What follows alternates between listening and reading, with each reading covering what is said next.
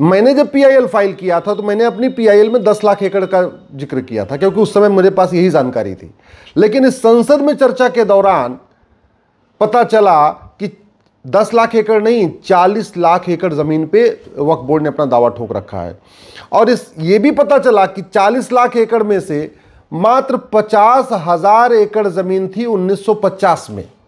यानी 500 साल की मुगलों की गुलामी, 200 साल की अंग्रेजों की गुलामी, कुल 700 साल की गुलामी में वक्फ प्रॉपर्टी थी मात्र 50,000 एकड़। और संविधान लागू होने के 75 साल के अंदर यह प्रॉपर्टी हो गई 40 लाख एकड़। लगभग 80 गुना बढ़ गई, 80 गुना बढ़ गई ये प्रॉपर्टी। आप इसको सोचिए। पहली बात तो ये कि पहले हम 50,000 जो एकड़ जमीन उसकी बात कर लेते हैं। 50,000 एकड़ जमीन कैसी हुई वक्फ की?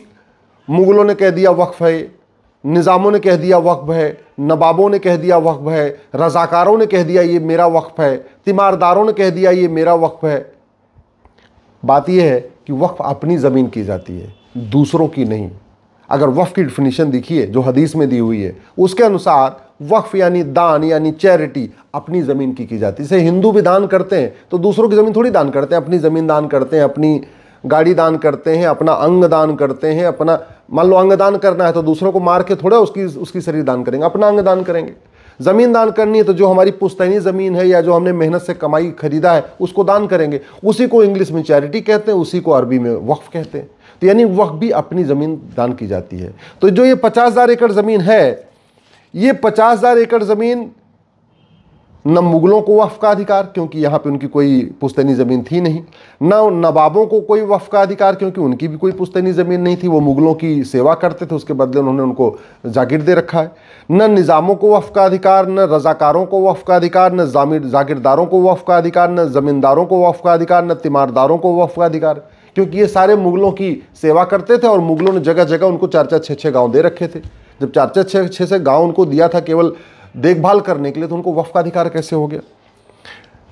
मदीना से आए मदनी परिवार को वक्फ का अधिकार नहीं, क्योंकि वो तो यहाँ केवल सेवा करने आए थे, मुगलों ने उनको बुलाया था। बुखारा से आए बुखारी परिवार को भी वक्फ का अधिकार नहीं, क्योंकि उनको तो केवल एक मस्जिद में इमाम बनाने के लिए वहाँ से बुलाया गया था, उनकी कोई पुश्तैनी ज़मीन तो है नहीं। इसी तरीके से जो अफगानिस्तान से कुछ पठान आए, उसमें से कुछ पठान हैदराबाद में रहते हैं, उनको भी वक्फ का अधिकार नहीं, क्योंकि वो तो वहाँ से यहाँ आए थे, यहाँ उनको ज़मीन मेहनत के ज़रिए कोई कमाई नहीं, यहाँ तो लूट खसोट किया उन्होंने। तो फिर ये 50,000 एकड़ ज़मीन किसकी है? मज़ार, दरगाह और पक्का कब्रिस्तान वक्फ हो नहीं सकता, क्योंकि मज़ार, दरगाह, पक्का कब्रिस्तान अनइस्लामिक है, हराम है। मज़ार, दरगाह, पक्का कब्रिस्तान बनाना ही हराम है इस्लाम में। इसलिए आपको अरब में, दुबई में, कुवैत में, अबू धाबी में कहीं पे भी एक भी मज़ार नहीं मिलेगी, एक भी दरगाह नहीं मिलेगी, एक भी पक्का कब्रिस्तान नहीं मिलेगा। मकबरा, चबूतरा बनाना हराम है, तो वो भी वक्फ नहीं हो सकता। फिर ये 50,000 एकड़ ज़मीन है किसकी? ये कोई नहीं बता रहा है। चलो एक बार मान लेते हैं कि 1950 में जो 50,000 एकड़ ज़मीन थी वो वक्फ की हो गई, भाई ठीक है, गुलामी की बात थी, हो गई। लेकिन 50,000 एकड़ से जो 40 लाख एकड़ हुई है, जो 80 गुना ज़मीन बढ़ गई पिछले 75 साल में, ये कैसे आ गई? क्योंकि 1900 कानून तो पहले से लागू हो गए थे। सिविल प्रोसीजर कोड 1858 से लागू हो गया था, यानी 1858 के बाद अगर किसी को वक्फ करना था तो सिविल प्रोसीजर कोड बना हुआ था, अंग्रेज़ों ने कानून बना रखा था, उस कानून का उपयोग करना चाहिए था। सोसाइटी रजिस्ट्रेशन एक्ट 1860 में लागू हो गया था, सिविल प्रोसीजर कोड 1858 में लागू हुआ और सोसाइटी रजिस्ट्रेशन एक्ट 1860 में लागू हुआ। यानी अगर 1800 किसी को भी 1858 के बाद वक्फ करना था तो उसको सिविल प्रोसीजर कोड फॉलो करना था और सोसाइटी रजिस्ट्रेशन एक्ट फॉलो करना था। अगर ये भी नहीं करते तो ट्रस्ट एक्ट 1920 में लागू हो गया था और आज भी चल रहा है। ये सोसाइटी रजिस्ट्रेशन एक्ट भी आज भी चल रहा है और ये ट्रस्ट एक्ट जो 1920 में बना ये भी आज भी चल रहा है। तो उसके बाद अगर किसी को वक्फ करना था तो इसमें रजिस्टर कराना चाहिए था। इंडियन फॉरेस्ट एक्ट 1927 में लागू हो चुका था। इसका मतलब जंगल पे जो हमारे वन विभाग की ज़मीन उस पर कोई कब्जा कर ही नहीं सकता, क्योंकि उस समय भी कानून लागू था। और संविधान लागू हो गया 26 जनवरी 1950 को। तो सवाल ये है, ये संविधान लागू होने के बाद ये ज़मीन एकाएक जो 50,000 एकड़ थी वो 40 लाख एकड़ हुई कैसे? हुई ऐसे कि जो पहला वाला वक्फ एक्ट बना था वो जिन्ना ने बनवाया था और जिन्ना ने तो अपना पाकिस्तान ले लिया बनवा के। जो दूसरा वक्फ एक्ट बना, आज़ादी के पहले वाला वक्फ एक्ट जिन्ना ने बनाया, और आज़ादी के बाद यानी 26 जनवरी 1950 जब संविधान लागू हुआ उसके बाद जो वक्फ एक्ट बना वो बनाया नेहरू जी ने 1954 में। उसके बाद उनकी बेटी इंदिरा गांधी ने इसको और खतरनाक बनाया।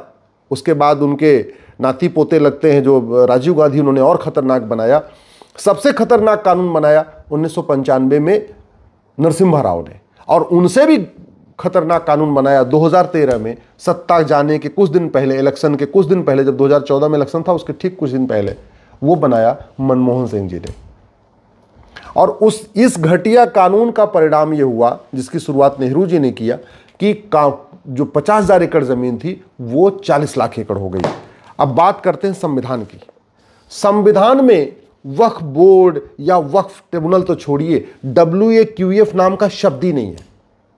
मैं चुनौती देता हूं, कांग्रेस और बाकी जो पार्टियां हैं उनके पास बड़े बड़े दिग्गज वकील हैं, मैं भारत के किसी भी जज से, किसी भी संविधान विशेषज्ञ से, किसी भी वरिष्ठ वकील से इस बात पे खुली बहस करने के लिए तैयार हूं कि मुझे संविधान के किसी एक पन्ने पे एक बार WAQF दिखा दो। और मैं इस बात के लिए भी बहस करने के लिए तैयार हूं कि संविधान का कौन सा पन्ना, कौन सा अनुच्छेद, कौन सा आर्टिकल मजहब के आधार पे बोर्ड और ट्रिब्यूनल बनाने की इजाजत देता है। मैं इस पर किसी से भी खुली चर्चा के लिए तैयार हूं कि मुझे यह बता दो संविधान का कौन सा आर्टिकल मजहब के आधार पे मंत्रालय बनाने, मजहब के आधार पे आयोग बनाने, मजहब के आधार पे वक्फ बोर्ड बनाने, मजहब के आधार पे वक्फ ट्रिब्यूनल बनाने, मजहब के आधार पे नियम बनाने, मजहब के आधार पे कानून बनाने, मजहब के आधार पे लोन देने, मजहब के आधार पे वजीफा देने, मजहब के आधार पे कोचिंग खोलने और मजहब के आधार पे मदरसा चलाने की इजाजत देता है। अब जब मैंने कह दिया मदरसा तो बहुत सारे लोग कहेंगे नहीं आर्टिकल 30 इजाजत देता है। अरे भैया आर्टिकल 30 ठीक से पढ़िए। और संविधान का जब कोई आर्टिकल पढ़ा जाता है तो एक आर्टिकल अकेले में नहीं पढ़ा जाता, उसके आगे पीछे के भी आर्टिकल पढ़े जाते हैं। आर्टिकल 27 कहता है रिलीजियस काम के लिए 1 रुपए खर्च नहीं होगा, धार्मिक कार्यों के लिए खर्च होता है, रिलीजियस काम के लिए नहीं। आर्टिकल 28 कहता है कि रिलीजियस टीचिंग दी नहीं जा सकती स्कूल में, धार्मिक ग्रंथों को पढ़ाया जा सकता है, मजहबी किताबों को नहीं। आर्टिकल 29 कहता है, जहां माइनॉरिटी शब्द एक बार आया है, कि भैया सबको, भारत में जो भी नागरिक हैं सबको अपने लैंग्वेज को, अपने स्क्रिप्ट को, अपने कल्चर को प्रोटेक्ट और प्रमोट करने का अधिकार है। रीतियों को प्रोटेक्ट करने का अधिकार है, कुरीतियों को नहीं। प्रथा को प्रोटेक्ट करने का अधिकार है, कुप्रथाओं को नहीं। और आर्टिकल 30 कहता है कि देश में सभी लोगों को, चाहे वो रिलीजियस माइनॉरिटी है, लिंग्विस्टिक माइनॉरिटी है, उनको भी एजुकेशन इंस्टीट्यूशन खोलने का अधिकार है। मदरसा नहीं, मदरसा एजुकेशन इंस्टीट्यूशन नहीं होता, मदरसा दीनी तालीम सेंटर होता है। मैं इस पर भी, क्या आर्टिकल 30 मदरसा खोलने की इजाजत देता, इस पर भी मैं किसी भी हाई कोर्ट के जज, सुप्रीम कोर्ट के जज या वरिष्ठ वकील या किसी सांसद, विधायक, मंत्री या बुद्धिजीवी से खुली चर्चा के लिए तैयार हूं। ये बहुत बड़ा मिथ है, ये बहुत बड़ा गलत इंटरप्रिटेशन है कि आर्टिकल 30 मदरसा खोलने की इजाजत देता है। देता ही नहीं है।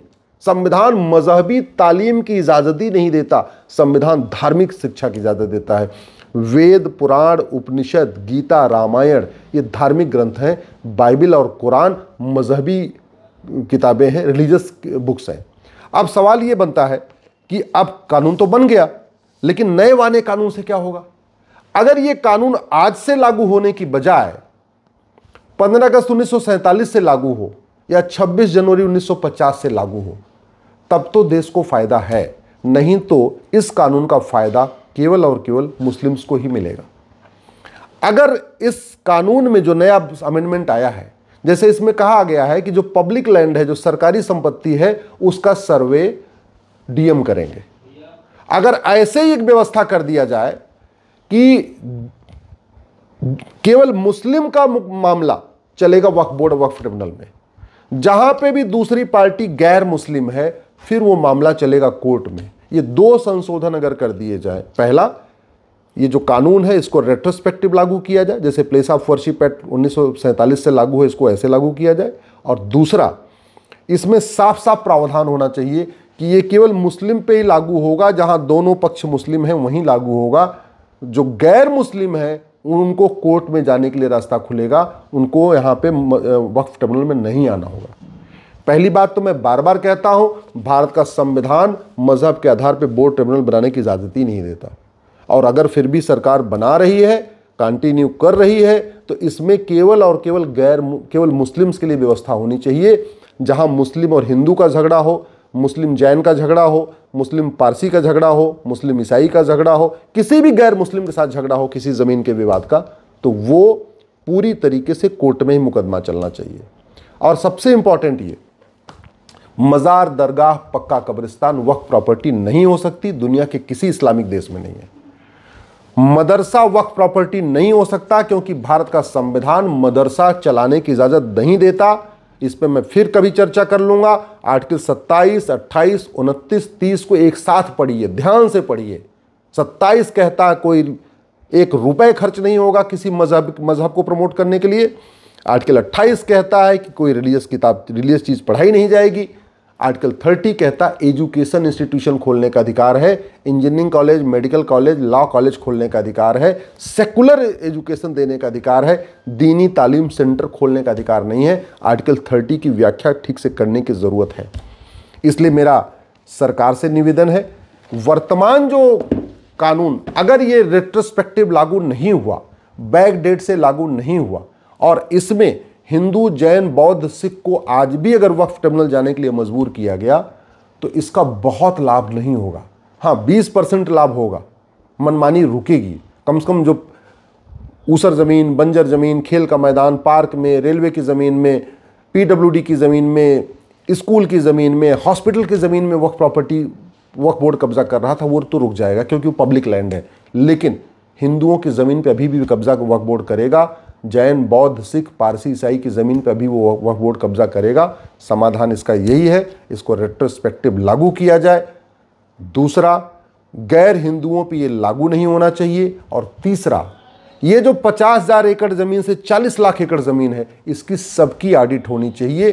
क्यों? क्योंकि जब संविधान लागू हो चुका है, आपके सारे कानून लागू हो चुके हैं, आपका फॉरेस्ट एक्ट लागू हो चुका है, आपका सोसाइटी रजिस्ट्रेशन एक्ट लागू हो चुका है, आपका ट्रस्ट एक्ट लागू हो चुका है, आपका सिविल प्रोसीजर कोड लागू हो चुका है, तो जब से ये कानून बने हैं उसके बाद कोई ये नहीं कह सकता कि हमारे पास कागज़ नहीं है और हम कागज़ नहीं दिखाएंगे। कागज़ सबको दिखाना पड़ेगा, कागज़ सबको दिखाना चाहिए अगर ईमानदारी है तो, और सरकार को भी कागज़ देखना चाहिए। ये जो 40 लाख एकड़ ज़मीन हुई है, इसकी ऑडिट होना ज़रूरी है। जो वक्फ की है, जो जेन्युइन है, वो ले जाए, कोई दिक्कत नहीं है। लेकिन जो खेल के मैदान, ऊसर ज़मीन, बंजर ज़मीन और ख़ास तौर पे हिंदू, जैन, बौद्ध, सिख की ज़मीनों पे कब्जा कर रखा है, जो नदियों की ज़मीन पे कब्जा है, जो पहाड़ों की ज़मीन पे कब्जा है, जो बाकी ज़मीनों पे कब्जा है, इसका जहाँ पे एक पक्ष, दोनों पक्ष मुस्लिम है, ठीक है भैया वक्फ ट्रिब्यूनल में मुकदमा चलाओ। लेकिन जहाँ दूसरा पक्ष सरकार है या दूसरा पक्ष गैर मुस्लिम है, फिर उसका मुकदमा वक्फ ट्रिब्यूनल में नहीं चलना चाहिए। अंत में मैं फिर से रिपीट कर देता हूँ, इस कानून में कुछ संशोधन की ज़रूरत है। कानून रेट्रोस्पेक्टिव होना चाहिए, 15 अगस्त 1947 से लागू होना चाहिए। कानून में साफ साफ लिखना चाहिए कि गैर हिंदुओं पे लागू नहीं होगा। कानून में साफ साफ लिखना चाहिए कि आज़ादी के बाद जो वक्फ डिक्लेयर किया गया है, इसका सर्वे होगा, इसका कागज़ दिखाना पड़ेगा। प्रॉपर्टी को आधार से लिंक करना चाहिए, और जितनी भी ज़मीनों पे अभी कब्जा है, इन सब की ऑडिट करना चाहिए। ये हम करेंगे तो देश का बहुत कल्याण होगा, देश का भला होगा। मैं प्रधानमंत्री से, गृह मंत्री से निवेदन करता हूँ, इन संशोधनों का ध्यान रखते हुए, अभी लोकसभा से पास हुआ है, लेकिन इनको भी इनकॉर्पोरेट करें, आज करें या कल करें।